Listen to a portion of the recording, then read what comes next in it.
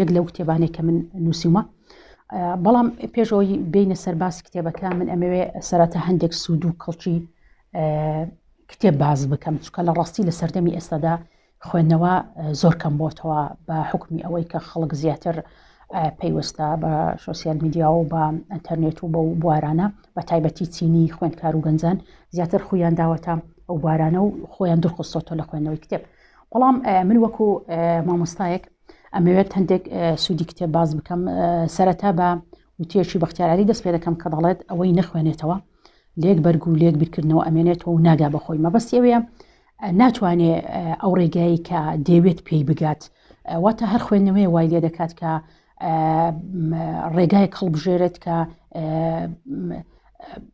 واتە مەبەستم ئەوێ ژیانی بۆ ڕووناک بکاتەوە، چونکە بەڕاستی خوێندنەوە سوود و ئیستیفادەی زۆر زۆری هەیە لە ژیانی هەموو تاکێکدا، بە تایبەتی لە ژیانی کەسانی ئەکادیمی. لەبەر ئەوەی خوێندنەوە دیالۆچی بێدەنجیا لە نێوان خوێنەر و نووسەر، واتە ئەو خوێنەر ئەو کەسێک کە کتێبەکە خوێنێتەوە لەگەڵ ئەوەی کە کتێبەکەی نووسە ئەتوانی گفتوگۆ و مناقەشەیەکی لەگەڵ ئەنجام بدات. لە نەتیجەی ئەوە دەگاتە کۆمەڵەیەک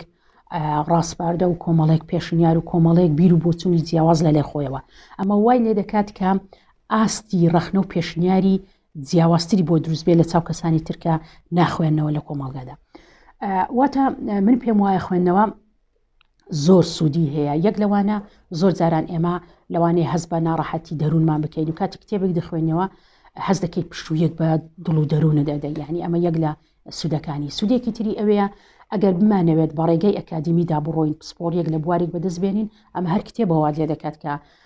بگەی بە پسپۆریەکەی خۆت بە یەکێک لەو ڕێگەیانەی کە تۆ دەتەوێت پێ بگەی. جا بە حکمی ئەوەی کە پسپۆری ئێمە جوگرافیایە، کتێبەکانی من زیاتر باز لە زانستی جوگرافیا کرد. من تا ئێستا 12 کتێبم هەیە، دویان وەرجێڕاون، ئەوانی تریشدانراون. کتێبەکانم هەمویان تایبەتن بە زانستی جوگرافیا. جا یەک لەو کتێبانەی کە ئەو خاتونە بەڕێزە دەبێت باسی لێ بکەم کتێبی جوگرافیای خزمەتگوزاریە. طبعا ئەو کتێبە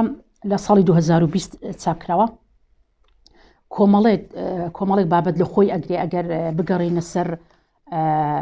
ناوەڕۆکی کتێبەکە زۆر باسی جۆرا و جۆری لە خۆ گرتووە. یەک لەوانە باسی چەمکی جوگرافیای خزمەتگوزاری، واتە مەبەستمان ئەو کتێبە لە کۆمەڵێ بەش پێکاتوە. باسی چیم کردووە لەو کتێبەدا، پێناسەی جوگرافیای خزمەتگوزاری، ئامانج و گرنگی و پەیوەندی جوگرافیای خزمەتگوزاری بە زانستەکانی تر، و یەک لە بەشەکان باسی پێوەری پلاندانیانی خزمەتگوزاری ئەکات. و بەشی تر هەیە باسی گرنگی ئەو پێوەرانە دەکات و چۆن پلان لە بۆ خزمەتگوزاریەکاندا بنرێن. بەڵام ئەو طبعاً بەپێی زانستی جوگرافیا، چونکە جوگرافیا جیاوازە لەگەڵ زانستەکانی تر. جا بەڕێزان ئەگەر بۆتان ڕوون بکەمەوە مەبەست لە ئەم بابەتە چیە؟ ئەم بابەتە تقریباً 4-5 ساڵ ئەبێ لە ناو منهەجی زانکۆکانی هەرێمی کوردستانە خوێندرێ. لە وڵاتانی دنیا زەمانێکی زۆرە ئەو بابەتە هەیە و خوێندراوە و چەندین نامەی ماستەر و دکتۆرای لەسەر ئەنجام درراوە. بەڵام من کە بە حکمی ئەوەی دکتۆراکەم لە دەرەوەی هەرێمی کوردستان بوو کە بینیم خەڵک زۆر لەو بوارە نووسی بووی لە زانستی جوگرافیا لە بابەتی جوگرافیا خزمەتگوزاری کەچی لای ئێمە نەبوو ئەو کاتی کە من سەیرم کرد. بۆیە منیش بڕیارمدا دکتۆراکەی خۆم لەسەر هەمان بابەت هەڵبژێرم، واتە پسپۆرەکەی خۆم کرد بە جوگرافیا خزمەتگوزاری. دواتر کە هاتمەوە سەیرم کرد ئێمە وەکو کورد وەک هەرێمی کوردستان هیچ کتێبێکمان لەسەر بابەتی جوگرافیای خزمەتگوزاری بە زمانی کوردی نییە. جا ئەمەش زەرورەت و پێویستیەک بوو لە بۆ خوێندکارەکانمان بۆی لەو بابەتە تێبگەن، چونکە بەڕاستی لە لای ئێمە بابەتێکی نوێ بوو، خوێندکار نەیدەزانێت جوگرافیای خزمەتگوزاری چییە و تا ئێستاش ئەوەی نەیخوێندبێ لی تێناگەم، چونکە وا ئەزانن جوگرافی خزمەتگوزاری تەنها پەیوەستە بە هەندەسە و بە لایانی تری پسپۆڕیەکانی تر. بەڵام لە ڕاستیدا ئەوەی جوگرافیا لی ئەکۆڵێتەوە ئەتوانم بڵێم زانستەکانی تر پەیوەندی بە زانستەکانی ترۆنیە. وەکو چۆن باڕۆنی بکەمەوە، ئێمە وەکو زانستی جوگرافیا خزمەتگوزاریمان کردووە بە دوو بەش. خزمەتگوزاری کۆمەڵایەتیمان هەیە، واتە کۆمەلگایی و خزمەتگوزاری ژێرخانیمان هەیە. خزمەتگوزاری کۆمەلگایی واتە ئەو خزمەتگوزاریانن کە لە ناو کۆمەلگادا هەن خەڵک بۆی دەچی بۆی شتی لێ فێر بیان ئیسیفادیەکی لێ بکە. بۆ نمونە وەک خزمەتگوزاری فێرکاری، فێرکاریش لە باخچەی ساوانەوە ئەگرێتەوە، باخچەی ساوایان بنەڕەتی ئامادەی قۆناغی پەیمان گازانکۆ هەموو ئەو خزمەتگوزاریانە جوگرافیای خزمەتگوزاری گرنگی پێدا و لێی ئەکۆڵێتەوە. و جگەلەوە خزمەتگوزاری تەندروستی واتە ئەوەی پەیوەستە بە تەندروستیەوە هەر لە نۆڕینگەکانەوە لە دەرمانخانە و لە بنکە تەندروستیەکان و نەخۆشخانەی مرکزی گەورە و نەخۆشخانە ئەهلی حکومی و هەموو ئەوانە جوگرافیای خزمەتگوزاری لێی دەکۆڵێتەوە و شیان ئەکاتەوە. جا بۆتان ڕوون ئەەکەمەوە چۆن و جگەلەوە جوگرافیای خۆشگوزەرانی مانەیە خزمەتگوزاری خۆشگوزەرانی خۆشگوزەرانی مەبەسمان ئەو خزمەتگوزاریانن کە خەڵک بۆ کات بەسەربردن ڕووی دەکات. بۆ نمونە وەک سەشخانە، کافتریا، کتێبخانە، پارکە سەوزاییەکان ئەوانی کە لە ناو شارەکاندا هەن هەموو ئەوانە جوگرافیای خزمەتگوزاری لێی دەکۆڵێتەوە. و جگە لەمە خزمەتگوزاری کۆمەڵگایی خزمەتگوزاری ئاینیشمان هەیە. خزمەتگوزاری ئاینی مەبەسمان وەک مزگەوتەکان، کەڵێسا، گۆڕستانەکان، هۆڵی پرسەکان، ئەمەش خزمەتگوزاریەکی ترەکە جوگرافیای خزمەتگوزاری لە بواری خزمەتگوزاری کۆمەڵگایی لێی دەکۆڵێتەوە. وەجگە لەوە خزمەتگوزاری ژێرخانیمانەیە. ژێرخانی چین؟ واتە ئەو خزمەتگوزاریانن کە بەرەو ماڵەکان دێن لە شێوەی هێڵن نەبینراون، بۆ نمونە وەک کارەبا، وەک ئاو ئاوەڕۆ، وەک زێڕابەکان، وەک فرێدانی زبل و خاشاکی ماڵان، ئەمانە پێیان دەگوتێت خزمەتگوزاری ژێرخانیەکان. جا بۆیە باسی ئەوانم کرد جوگرافیای خزمەتگوزاری هەموو ئەو شتانە کۆڵێتەوە. چۆن لێی دەکۆڵێتەوە؟ ئەو توێژینەوەی کە پەیوەستە بە جوگرافیای خزمەتگوزاریم سەرەتا دێت بۆ نمونە لەسەر یەکێک لە خزمەتگوزاریەکانی فێرکاری، بۆ نمونە قوتابخانەیەکی ئامادەی وەربگرین لە یەکێک لە ناوچەکان. جوگرافیای خزمەتگوزاری چۆن لێی دەکۆڵێتەوە؟ وەکو جوگرافیا منتیقەکە دیاری ئەکات ئێمە چەند قوتابخانەی ئامادەیمان لە شاری ڕانیە هەیە، بۆ نمونە چەندمان هەیە، ئایا هو ژمارەی خوێندکار چەندە، ژمارەی مامۆستا، ژمارەی کارمەند و ڕووبەری بینایەکە لەو ناوچێ چەندە. ئەوە توێژەری جوگرافی ئەبێ ئەوانە هەمووی وەربگری وەکو دەتە و ئامار. دواتر کە وەریگرت دێنێت تەطبیقی دەکات لەسەر شاری ڕانیە، ئایا لەگەڵ ژمارەی دانیشتوانی ئەو گەڕەکە و ئەو شارە دەگونجێت؟ جا چۆن دەزانی دەگونجەیان؟ نە ئەمە پێوەر و ستانداردی تایبەتی خۆی هەیە لە هەموو وڵاتانی دنیا پەیڕۆ دەکرێت. دەبێ هەموو وڵاتێک پێوەری تایبەت بخۆی هەبێ بە نسبەت خزمەتگوزاری. بۆ نمونە خزمەتگوزاری ئامادەی ئەبێ ژمارەی دانیشتوانی چەند بێ لەسەر ڕووبەر بۆی ئەو گەڕەکە ئەو خزمەتگوزاری تێدا دروست بکرێ. ئەگەر کەم بوو لەو ستانداردە مانای وایە تۆ نەقست هەیە، ئەبێ خزمەتگوزاریەکی تر لەو بوارە دروست بکەیت. ئەگەر زیاتریش بوو ئەوە لی دەگەڕێن بۆ ساڵانی ئایندا. جا توێژەری جوگرافی چۆن ئەم بەحسانەشی دەکاتۆیان ئەو توێژینەوەانە لەو بوارە دەکات؟ هەڵەستێ وەکوتم داتا و ئامار هەمووی وەرەگرێت لە ڕووبەرەکە، لە گەڕەکەکە، لە شارەکە تطبیقی دەکات. ئایا لەگەڵ ئێستا گونجاوە بەپێ ئەو پێوەرە هەیە؟ چکەوتم هەموو وڵاتێکی دنیا پێوەری تایبەت بخۆیە. هەرێمی کوردستانی خۆشمان ئەو پێوەرانی هەیە، هەندێکی هەیە لە پەرلەمانی کوردستان قبول کراون، بەڵام هەندێکی تریش تا ئێستا گفتوگۆ و مناقەشان لەسەر نەکراوە وەکو ستانداردی ڕسمی دانەنراون. بۆیە ئێمە ناچارین پەنا بۆ پێوەرەکانی عێراق دەبینە وڵاتی عێراق ئەو پێوەرانی کە تطبیقی دەکات. جا هەموو خزمەتگوزاریەک پێوەری خۆی هەیە، بۆ نمونە ئەڵێ ژمارەی دانیشتوان لەسەر ئەوەندە ڕووبەرە ئەگەر ئەوەندە دەرهات بە نمونە 0.2 دەدە 0.4 دەردات، ئەگەر ئەمە دەرهات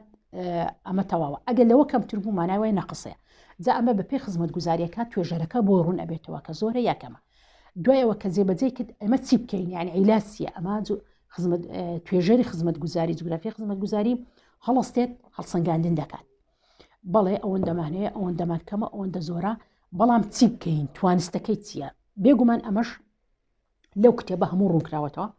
کە توێژەری جوگرافی لە جوگرافیای خزمەتگوزاری ئەبێ چی بکات. هەموو ئەوانە کە وەرئەگرێت دواتر بە بەرنامەی GIS کە بەرنامەیەکی تایبەتە لە بواری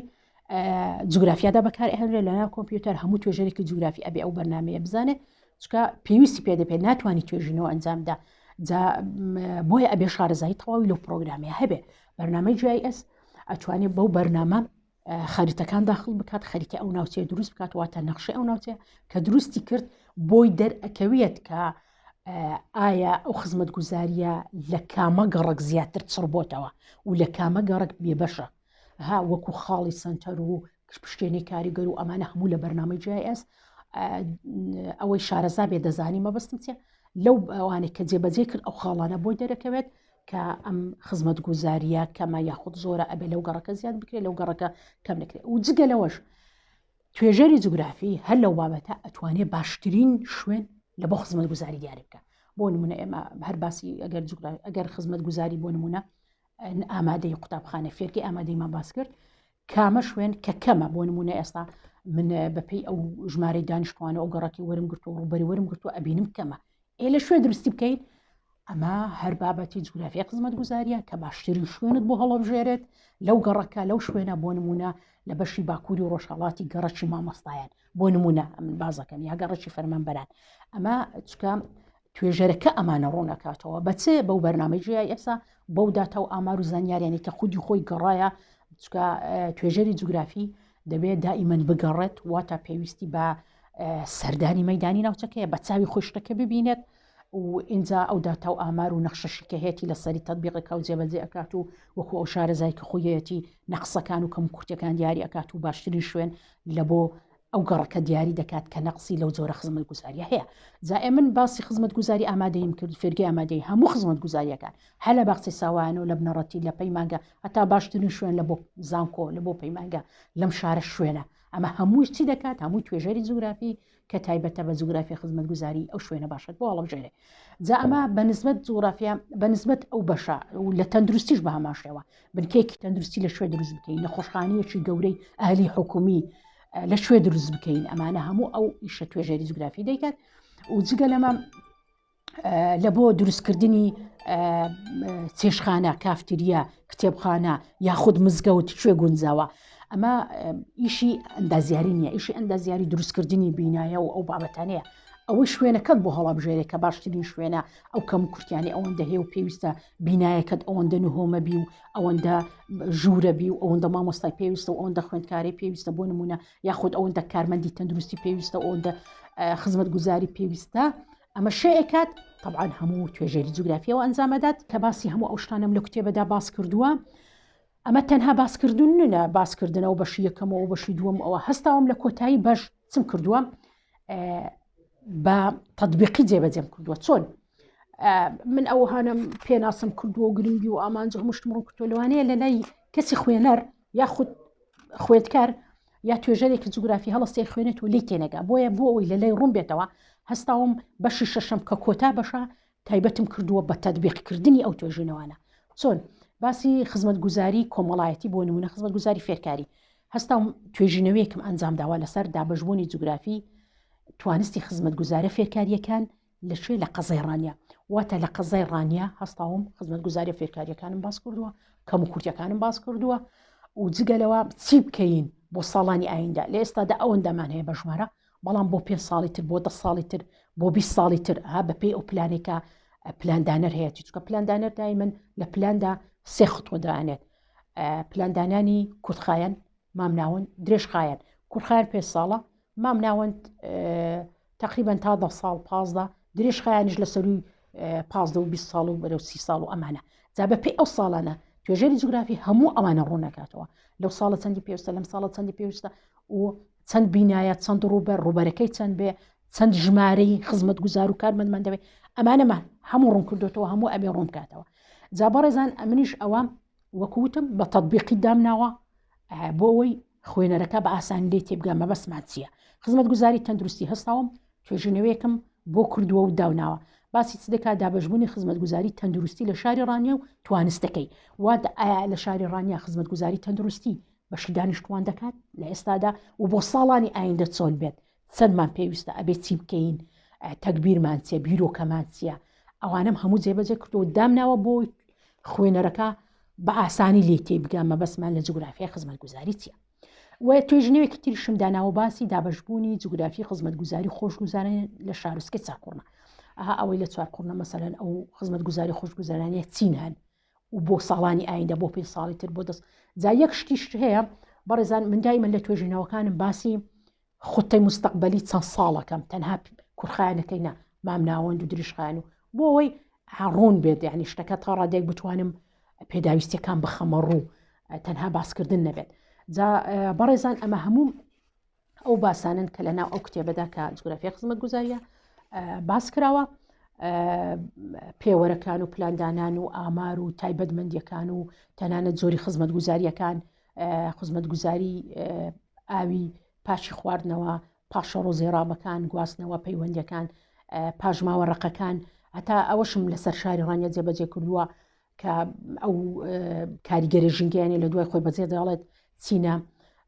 ئەگەر هاتوو ئێمە ئەو زبل و خاشاکە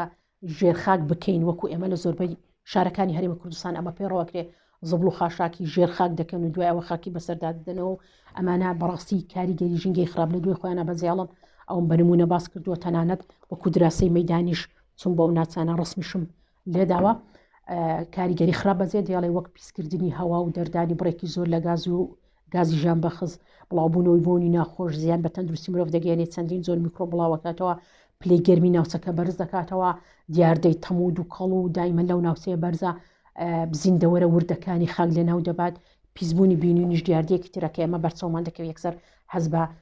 نامۆرتعی دەکەین چکە پێمان دیاردەیەکی ناشیرنە جا بۆیە ئەمان هەموو کاریگەرن لەو کاریگەری ژینگەیانێک کە پاژماوەڕقەکان لە دوێخۆیان بەجێ دێڵن ئەمە شارێکێکە لە جوگرافیای خزمەتگوزاری بۆیە باسم کرد و لەناو کتێبەکەی خۆشم باسم کردووە هەم بە دراسی مەدانی هەم بە توێژینەوە زابەڕێزان ئەمە پوختەیەکی کورپ و لەسەر جوگرافیای خزمەتگوزاری هەرچەندە من کتێبی تریشم هەیە باز لە زۆر بابەتی ترەکات بۆ نمونە پلاندانانی شارنشینی کە ئێمە چۆن پلان لە بۆ گوند و شار و ئاوەدانیەکاندا بنین و جوگرافیای ئاواکاریم هەیەواتە جوغرافیا لە عیمران وابزانم لە زمانی کوردی ئەم جۆرە پەرتوکانە دەگمەن و نین نییە بۆیە بۆ خوێنەر و بۆ توێژەرانی جوگرافی ئیسیفادەیەکی زۆری هەیە کە دەتوانانی ئیسیفادە لەم جۆرە کتێبانە بکەن بۆیە منیش بە پێویستم زانی لە ڕاستیدا چکە بە زمانی کوردی نەبوو هەریز نەبێ بۆ خوێندکارەکانمان ئاشنایەکی لەگەڵ ئاشنایان لەگەڵ ئەم جۆرە کتێبانە و بابەتانە دروست بێت بۆیە منیش هەستان بە تەرجەمەکردنی زۆر لە کتێبەکان و دانانی زۆر لەو کتێبانەی کە پێویستە بە ئەو بابەتانی زانستی جوگرافیا بە تایبەتی جوگرافیای مرۆی چکە هەر هەم بە پسپۆرێکی خۆمە هەم زیاتر شارەزایم لەو بابەتە هەیە بۆیە بە پێویستم زانی ئەم جۆرە کتێبانە دابنێم و یاخوەربجێڕم بۆ سەر زمانی کوردی